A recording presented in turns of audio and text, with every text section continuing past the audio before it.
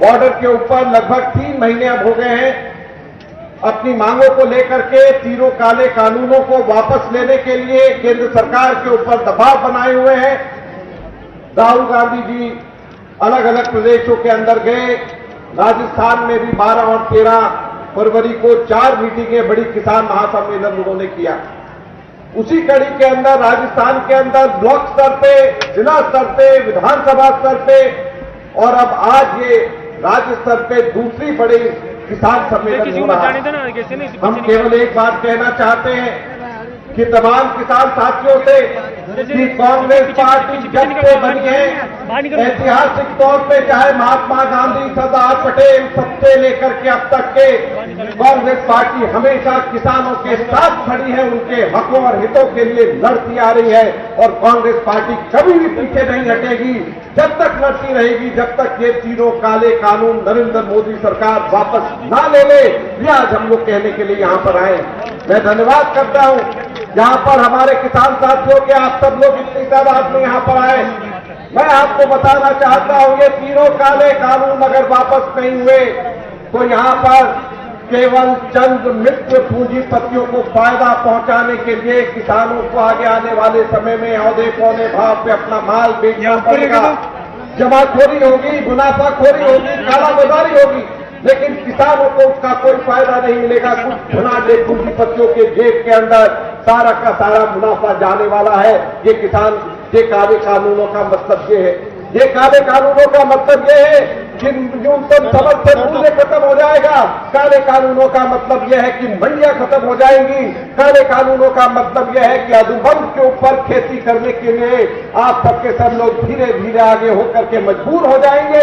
और ये काले कानून का मतलब है कि जिस जमींदारी प्रथा को कांग्रेस पार्टी ने हमेशा हमेशा के लिए हटाया, वो वापस नरेंद्र मोदी और भाजपा की सरकार भारत में स्थापित करना चाहती है। जो अंग्रेजों से लड़ करके आजादी कांग्रेस पार्टी ने वापस हमारे देश को दिलाई, उसको वापस हमारे देश के किसानों को, देश के लोगों को गुलाम ये नरेंद्र मोदी सरकार और भाजपा सरकार करना चाहती है।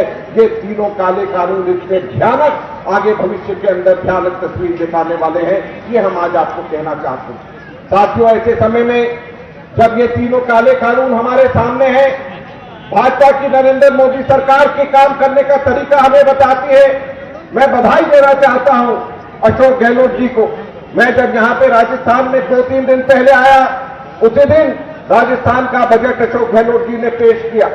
मेरे देश भर के अंदर अलग अलग स्थानों पे कांग्रेस के साथियों से, न्यूट्रल लोगों से, जानकारों से, एक्सपर्ट से बात हुआ और सब लोगों ने एक स्वर के अंदर राजस्थान के अशोक गहलोत जी के बजट की तारीफ करी और मुझे बधाई दी। और मुझे गर्व हुआ उस दिन कि मैं राजस्थान का प्रभारी हूं, जहां पर इतना अच्छा बजट खास तौर के ऊपर किसानों के लिए, खास तौर पे बेरोजगारों के लिए, चिकित्सा के लिए, जहां पर 5 लाख रुपए प्रति परिवार को आगे आने वाले समय के अंदर कैशलेस एक तरीके से इंश्योरेंस हो जाएगा। उस परिवार में कोई बीमार होगा, 5 लाख रुपए तक की दवाई किसी भी हॉस्पिटल के अंदर उस परिवार के अंदर मुफ्त मिलेगी।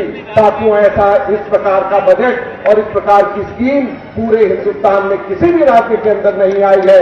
मुझे गर्व है कि हमारे राजस्थान के अंदर अशोक गहलोत जी ने इस प्रकार की स्कीम और इस प्रकार के बजट लेकर के आए हैं।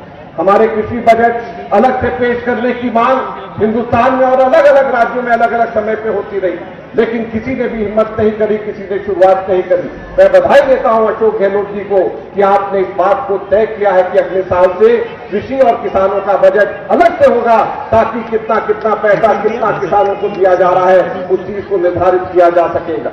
मैं अंत में फिर से आयोजकों को बहुत बहुत बधाई देता हूं कि आप लोगों ने इतना सफल कार्यक्रम यहां पे आयोजन किया और किसान साथियों को फिर से यह आश्वासन देता हूं कि राहुल गांधी जी के नेतृत्व में कांग्रेस पार्टी कटिबद्ध है कि पूरे हिंदुस्तान के अंदर किसानों के मुद्दों को लेकर के हम लड़ाई लड़ते रहेंगे और आप लोगों के साथ में हर कदम के ऊपर आप लोगों के साथ में हैं। धन्यवाद। जय हिंद, जय भारत।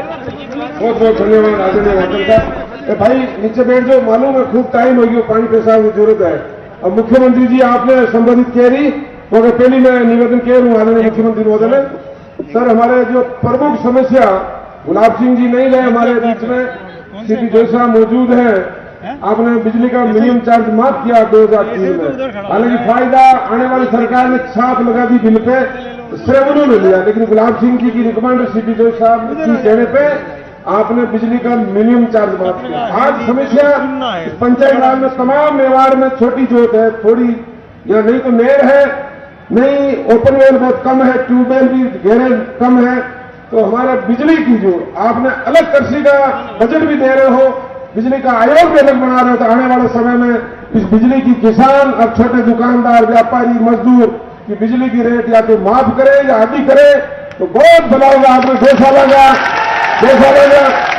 आपने 2 साल का अभी गायों की रक्षा के लिए आपने आधी रेट की 2 साल का, आपकी लंबी उम्र हो, आप हमेशा राज करें और आप संबोधित करें आदरणीय अशोक गहलोत साहब, राजस्थान के मुख्यमंत्री जी। आप जोरदार ताली बजा के स्वागत करेंगे। जय जय अशोक गहलोत साहब।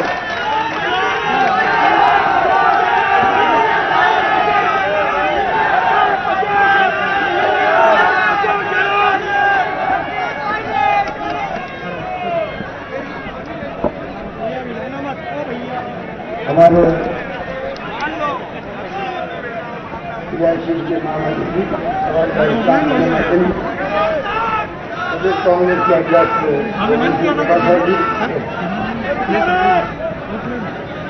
हमारे प्रदेश कांग्रेस के पूर्व अध्यक्ष सत्यपाल जी, मोहन प्रकाश जी, जिलालाल जी, हमारे मंत्री साथी जी, प्रसाद सिंह खजरेवाल, साहब, अरविंद बामनिया जी, राजेंद्र यादव जी, बीजेपी के मेंबर जी, अतुल चांदना जी, इतनी भीड़ है कि हम पीछे जाएंगे, हमारे वरिष्ठ नेता सुनील अरोड़ा जी, प्रकाश चौधरी जी, सतीश साहब, मालविया जी, सुदर्शन रावत जी, पुष्करलाल गांधी जी, वीर गाकर जी, अंगमराज रेवाड़ा जी, हरिमन शर्मा जी, आनंदराम खटीक, चंद्र गोपाल राय जी, लालजी जाना साहब, शर्मा, प्रतापगढ़, अमिला गराजिया, विक्रम वर्मा, दर्शन सिंह, भीमसिंह शेखावत, अरविंद सिंह कंवर, गिरावत, तमाम हमारे पदाधिकारीगण, इंग्लिश यूथ कांग्रेस के बाद नया कांग्रेस के पदाधिकारीगण, भाई और बहनों, नौजवान साथियों, आज मेवाड़ की धरती पर महाराणा प्रताप का संदेश देती है देश को, दुनिया को। वहाँ पर जो चला उमड़ा है यात्रा, उन्हें बैठे हुए माताएं बहने बैठे हुए नौजवान साथी है, छात्र युवा है, मैं सबको प्रणाम करता हूँ, सम्मान करता हूँ। और मेरे पूर्ववर्ताओं ने जो बातें कही आपको, उनको वापस रिपीट नहीं करना चाहूँगा। सब जानते हैं कि देश में क्या हो रहा, देश कैसे आजाद हुआ, किस प्रकार हमारे सेनानी थे आंदोलन के, महात्मा गांधी के रहनुमाई के अंदर बड़े बड़े नेता थे, पंडित जवाहरलाल नेहरू, सरदार वल्लभ भाई पटेल, मौलाना अब्दुल कलाम आजाद, डॉक्टर अम्बेडकर साहब। और मेवाड़ में भी कम बातें नहीं थी, यहाँ पर आंदोलन बहुत भयंकर हो गए हैं। माइकलारी वर्मा भी थे यहाँ पर उस जमाने के अंदर, भोगीलारी पंड्या से लगा करके यहाँ के जो मुख्यमंत्री बने एक के बाद एक, गोविंद उपाध्याय जी थे, हरदीप जोशी मुख्यमंत्री बने, शिवचंद्र माथुर जी बने, देवरा जी बने, बहुधा सुखड़ा साहब का जमाना था जो सबने देखा है। और आज भी सुखड़ा साहब को लोग याद करते हैं। आधुनिक राजस्थान के निर्माता के रूप में उनकी पहचान बन गई। गुलाबी सत्तावरी थे, लंबे अरसे तक मेवाड़ की सेवा करते। मेवाड़ की धरती को तो पूरा राजस्थान प्रणाम करता है। मेवाड़ की धरती से तो आजादी के पहले भी, आजादी के बाद में पंडित जवाहरलाल नेहरू आए थे चित्तौड़गढ़ में, आप भी जिले में आए थे, गाड़िया लोहार, बंजारा। उस जमाने में आजादी मिली थी, उस जमाने में आंदोलन करना, गाड़िया लोहारों के किस प्रकार से प्रगति करे, किस प्रकार से सामाजिक सुधार हो, ये आगे बढ़े, ये सोच पंडित नेहरू की उस जमाने की थी। जिसके बारे में मोदी जी क्या कहते हैं आप सबको मालूम, आरएसएस क्या कहती है आप सबको मालूम, नौजवान को मालूम ज्यादा है क्योंकि मोबाइल फोन पे मीडिया में क्या क्या देते हैं, इतनी निम्न स्तर की बातें देते हैं कि आज अपन उनको रिपीट नहीं करते। ये इनकी सोच, इनके चार चरित्र चेहरा है जो इन्होंने देश के सामने रखा है। लोकतंत्र आज खतरे में है। एजेंसी चाहे सीबीआई, इनकम टैक्स हो, ईडी हो, यूडीसी हो, न्याय, हर व्यक्ति चाहता मुझे न्याय सरकार नहीं लेगी तो मुझे न्यायालय न्याय देगा। उनको कमजोर किया जा रहा है। वोटों का दान किसने दिया? आज आप लोग जानते हो कितना उत्साह मैंने देखा उतरते ही हेलीकॉप्टर से, कौन उत्साह भयंकर कार्यकर्ताओं में, नेताओं में, बुजुर्गों में क्यों है? उनको मालूम है कि आजादी कैसे मिली, कितने त्याग बलिदान हुए, कुर्बानी हुई, तब जगह आजादी मिली। इंदिरा गांधी शहीद हो गई, प्रधानमंत्री थी, पाकिस्तान के 2 टुकड़े कर दिए, बांग्लादेश का उदय कर दिया,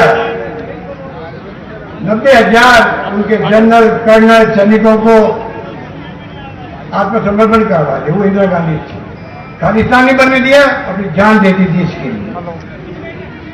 राजीव गांधी ने जान दे दी। कभी 6-7 साल में कभी मोदी जी की मैंने सुना है आप लोगों ने नेहरू का नाम, इंदिरा गांधी का नाम, राजीव गांधी का नाम? कहाँ जा रहे हम लोग, कहाँ जा रहा देश, ये आपको अपना सोचना पड़ेगा, सोचना पड़ेगा। और ये सोच पैदा करवा दी है किसानों के 100 दिन के आंदोलन ने। आप बताइए इतनी भयंकर ठंड के अंदर 200,000 लोग मारे गए हैं। इन बेशर्मों की हद है, संवेदनहीनता की हद है। कोई सोच नहीं पा रहे थी, इनको दिल्ली में नींद कैसे आती होगी कि बॉर्डर पे किसान सर्दी में मर रहा है, ठंड लग रही बच्चों को, बूढ़ों को, बुजुर्गों को, माताओं बहनों को, सबको लेकर बैठा किसान। हिंदुस्तान के इतिहास में ऐसा आंदोलन कभी हुआ ही नहीं होगा। दुनिया देख रही, दुनिया आलोचना करी हिंदुस्तान की, वहां के पढ़े लिखे लोग, वहां के गायक, वहां के पत्रकार सब आलोचना कर रहे हैं। इनको कोई तरह की परवाह नहीं है, जिस पे अड़े हुए हैं। अरे आप किसान एक की बात करते हो, जो किसान कहता है कि आप कानून वापस ले लो, हमसे सलाह करो, वापस कानून बना दीजिए, कौन मना करता? विपक्षी पार्टी कह रही, राहुल गांधी कह रहे एक्सटेंशन के हिंदुस्तान भर के अंदर, तो परवाह नहीं लोगों को। तो आप सोच सकते हैं कि किसान के हित की बात करने वाले लोग किसानों के लिए क्या क्या कानून लेके आए हैं। मोदी जी पहले मुख्यमंत्री थे, इन्होंने लिखा मनमोहन सिंह जी को, आप न्यूनतम समर्थन मूल्य के लिए कानून बनाइए। अब यार इन्होंने कानून नहीं बनाए और तो चुप्पी साध ली थी। ऐसे ऐसे धारा लगा दिए कि आने वाले वक्त में किसानों को पता नहीं क्या होगा। हमारे यहाँ का 86% किसान, छोटी जोत वाला किसान देश के अंदर, वो कहां एग्रीमेंट करेगा, कहां चक्कर लगाएगा। एडीओ के यहाँ, कलेक्टर के यहाँ पर, यूडीसी के अंदर किस प्रकार खेती कर पाएगा, किस प्रकार वो ऊपर का मूल्य ले पाएगा। बड़ी बड़ी बातें कही थी, कालाधन लेके आएंगे, अच्छे दिन आएंगे, अच्छे दिन आ गए। लोग कहने लगे आप तुम्हारे पुराने दिन लौटा दो, हम समझ लगे अच्छे दिन आए। इसलिए आप समझने की कोई कोशिश करनी चाहिए हम लोगों को, नई पीढ़ी को विशेष रूप से। आज तो ये राजीव गांधी जी ने देश को कंप्यूटर, इंटरनेट, मोबाइल फोन, दुनिया मुट्ठी में है, ज्ञान मुट्ठी में है आपके। नई पीढ़ी को मालूम है कैसे उस पर गूगल पे क्या देख सकते हैं, दुनिया भर का ज्ञान भंडार भरा पड़ा है, लाखों करोड़ों पेज पढ़ सकते हैं टेलीफोन के अंदर। वो आज जमाना आ गया है। इसलिए मैं कहना चाहूंगा 2 साल हुए सरकार, आपने आशीर्वाद दिया, सरकार हमारी बनी, और 2 साल में हमें 1 साल तो देख लीजिए कोविड में बिता दिया, घरों बंद हुए सब लोग, भयंकर महामारी पूरे दुनिया में आई हुई है। हमने आपके आशीर्वाद से वो कमी नहीं रखी, कोविड में उनको कंट्रोल रखा। सबसे कम मृत्यु जो देश के अंदर हुई है राजस्थान में हुई है। अच्छे मेडिकल डॉक्टर लगाए, फ्री इलाज करवाया सबका। गांव में बीमारी बहुत कम आई, तो शहर में उन्होंने विशेष ध्यान रखा, किसी को मरने नहीं दिया। 2,000-2,500 लोग मरे, पूरे देश में 1,58,000 लोग मर चुके। 1,58,000 लोग मरना किसे कहते हैं? इस रूप में हमने सब तरह ध्यान रखा है। अभी जब लेके आए हम लोग बजट, किसानों के ध्यान में पूरा रखा है, जो मेरे पूर्व वक्त में बताया आपको। नया कैसी बजट अलग बनेगा भविष्य के अंदर, कृषि के लिए अलग से बिजली कंपनी बनाई गई है। 1,000 रुपये प्रति माह, पहले 832 रुपये मिलते थे आपको, पिछली सरकार ने जाते जाते 832 रुपये कर दिए प्रति माह, तो चुनाव आ रहे थे। और धन का प्रोविजन नहीं किया कहीं पे भी, ना बजट में ना बजट के बाहर किया। हमारी गवर्नमेंट आई, मुश्किल 8-10 महीने चला के बंद करना पड़ा, क्योंकि प्रोविजन था ही नहीं। अब जब मैंने पेश किया बजट, क्योंकि आप लोगों की मांग थी, हमें तो 832 रुपये मिलने ही मिलने चाहिए। तो मैं कहना चाहूंगा, अगर सरकार जिद पे रहती कि किस बात के 832 रुपये मिला आपको, वो तो वसुंधरा जी ने तो जाते जाते डिक्लेयर कर दिया चुनाव जीतना था इसलिए, तो वो जिद पे तो सरकार रहती है क्या? हमने जिद नहीं करी, हमने किसानों की जिद को सर्वोपरि रखा। 1,000 रुपये प्रति माह देने का निर्णय किया इसकी वजह से। ये लोकतंत्र है। लोकतंत्र में लोग क्या चाहते हैं? भाई बाप आप हो, आप लोग चुनाव जिताते हो, इस देश के प्रधानमंत्री हो, मुख्यमंत्री, मंत्री, एमएलए, एमपी, सरपंच, पंच, सब परों का हाथ लगाते बुजुर्गों के आशीर्वाद मांगते आपसे। आपकी मांग थी नहीं, हमें तो एक बार जब घोषणा कर दी सरकार ने पैसा मिलना चाहिए, तो हमने कहा जिसके मीटर लगे हुए तमाम लोगों को हम लोग 832 नहीं देंगे, 10,000 साल के नहीं देंगे, 12,000 साल के देंगे, एक महीने में 1,000 रुपये देंगे। इस प्रकार से हमने फैसला किया है। ब्याज मुक्त कर्जा अलग दे रहे किसानों को, इस बार हमने पशुपालकों को भी जोड़ दिया है, मत्स्य पालकों को जोड़ दिया है, उनको भी ब्याज मुक्त कर्जा मिलेगा। किसानों के लिए बिजली के लिए सोलर प्लांट लग रहे जगह जगह पर। आज पूरे राजस्थान में 5,000 मेगावाट ज्यादा बिजली पैदा होती है सूर्य भगवान की कृपा से, सोलर ऊर्जा के रूप में। हवा से बिजली पैदा होती है, आपने देखा होगा पंख लगे हुए हैं। आगे प्रतापगढ़ में कई जगह पर हवा से बिजली पैदा हो रही है 4,500 मेगावाट। इसको और बढ़ाएंगे आने वाले वक्त में। पूरा जाल बिछेगा राजस्थान के अंदर, रेगिस्तान के अंदर। सूर्य की किरणों से बिजली पैदा होगी। किसानों खेतों पर सरकार दे रही, सब्सिडी दे रही है आपको 60%। आपको कर्ज दिलाएगी गवर्नमेंट बैंकों से। आपकी जो बिजली बचेगी, आधी बिजली वापस आप सरकार को दोगे, उसका पैसा मिलेगा, वो हम बैंक की कर्ज चुकाएंगे, आपकी किस्त चुकाएंगे आपकी। आपके खेतों में बिजली पैदा होगी आने वाले वक्त के अंदर। खेती, पानी याद दिला रहे हैं मुझे, पानी की मांग मुझे मालूम है आपकी है। मैं इतने कहना चाहूंगा कि आप निश्चिंत रहें। यहाँ का पानी ज्यादा जा रहा है भीलवाड़ा के अंदर सादा होते हुए, अभी हम उसको एग्जामिन करवाएंगे। पीने का पानी सबको चाहिए, सिंचाई सबको चाहिए, हमारी प्रायोरिटी में है। आप निश्चित रहना, मैं पूरा एग्जामिन करवा के फिर जब अगली बार आएंगे आपको बातचीत भी करेंगे और आपको हमेशा न्याय मिलेगा। आप निश्चिंत है इस बारे में। तो मैं आपको लेने कह रहा था, इस प्रकार से सरकार हमेशा आपके हाथ खड़ी मिलेगी आपको। बजट बहुत शानदार आया है सभी लोगों के लिए। आप देखा होगा किस प्रकार से हम लोगों ने 14,000 करोड़ रुपए हमने कर्जा माफ किया। हमने मोदी जी को कहा कि भाई मनमोहन जी की सरकार 62,000 करोड़ कर्जा माफ कर सकती है देश के अंदर, आप क्यों नहीं करना चाहते? लोकसभा में जवाब आया कर्जा माफ नहीं करना चाहिए किसानों का। हमने कहा क्यों नहीं करना चाहिए? जब आप बड़े बड़े उद्योगपतियों को कर्जा माफ करते हो, 8 लाख करोड़ का कर्जा माफ किया हम लोगों का। मैं पूछना चाहता हूं, अगर उद्योगपति है 100 करोड़ डूब रहे हैं बैंकों के, उसको जो कर्जा लिया हुआ है, आप कहते हो उसको तो 10 करोड़ दे 90 करोड़ माफ करेंगे। वन टाइम सेटलमेंट, तो वन टाइम सेटलमेंट अगर इंडस्ट्री का हो सकता है हिंदुस्तान भर के अंदर, तो किसानों का नहीं हो सकता है क्या? वन टाइम सेटलमेंट करे, जो पैसा होगा किसान के हिस्से आएगा, वो किसान नहीं भरेगा, सरकार भरेगी। ये मैं वादा करना चाहता हूं मौके पर आगे नहीं आ रहे हो। हम बात कर रहे हैं, उनसे पत्र लिख रहे हैं, बैंकों से बात अलग कर रहे हैं। इस तरह से मैं कहना चाहूंगा कि ये बजट जो आया है, हमारे विपक्षी पार्टी के लोग तो इतने हताश हो गए सुनकर के 3 घंटे की स्पीच थी हुई। आपने सुनी होगी, आपने जगह सुनी आपने? आप सोचिएगा 3 घंटे अभी सिनेमा हॉल देखने जाते, पिक्चर देखने जाते हैं, वहां भी इंटरवल होता है, बिना इंटरवल मुझे पढ़नी पड़ी थी।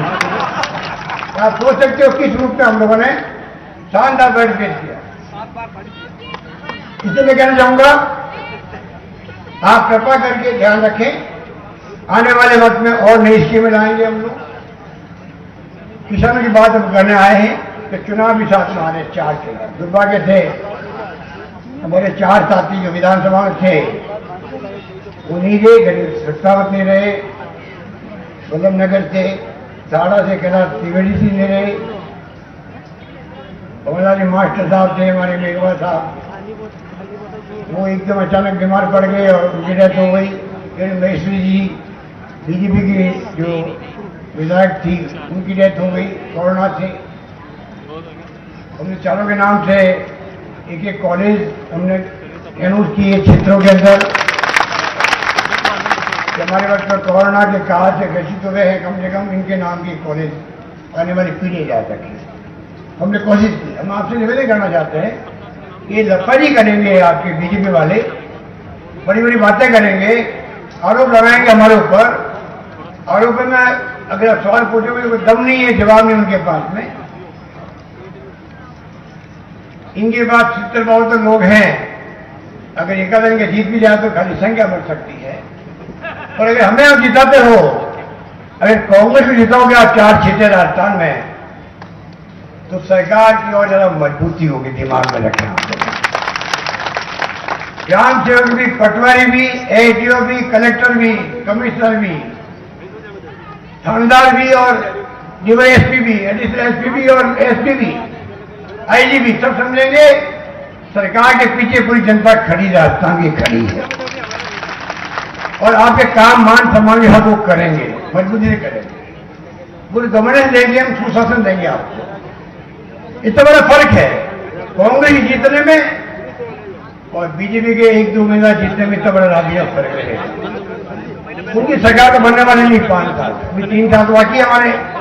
और आपका आशीर्वाद रहा, इतना 4 सीटें जिताओ, फिर आपको मौका मिलेगा तय करने का किस पार्टी की सरकार बनानी है आपको, वो तय आप करना।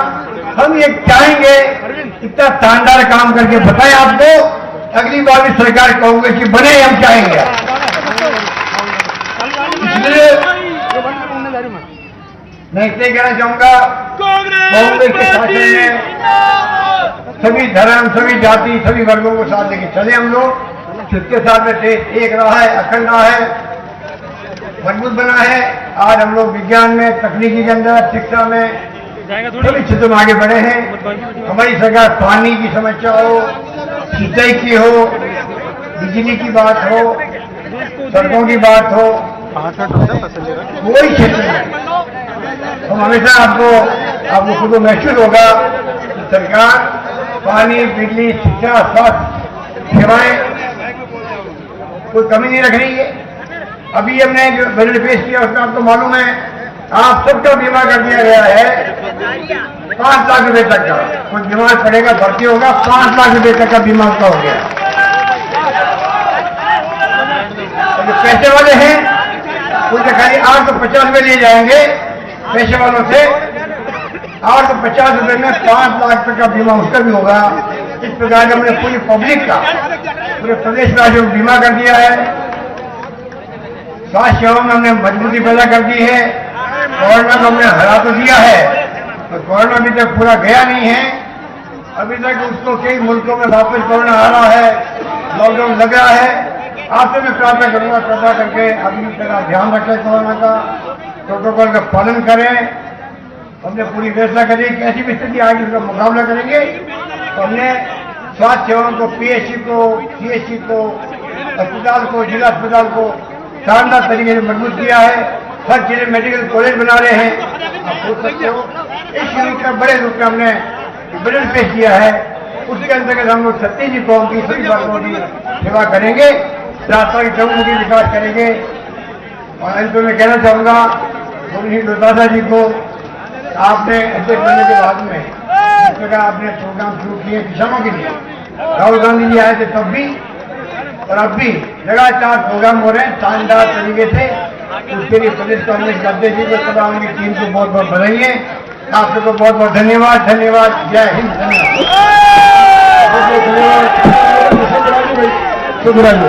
अब मुख्यमंत्री जी अजय माकन साहब और गोविंद डोटासरा जी और पायलट साहब सबने हल बैठकर धन्यवाद उदयलाल जी आंगना साहब, राजेंद्र भिदुड़ी साहब और जादव साहब और गौरलाल जी, प्रधान जी, नमन सिंह जी, ब्लॉक अध्यक्ष जी और बाद में जादव जी धन्यवाद भाषण दे। हल बैठ करो उदयलाल जी आंगना साहब, राजेंद्र भिदुड़ी साहब, प्रकाश चौधरी जी, नमन सिंह जी, ब्लॉक अध्यक्ष जी, रतन गायत्री जी,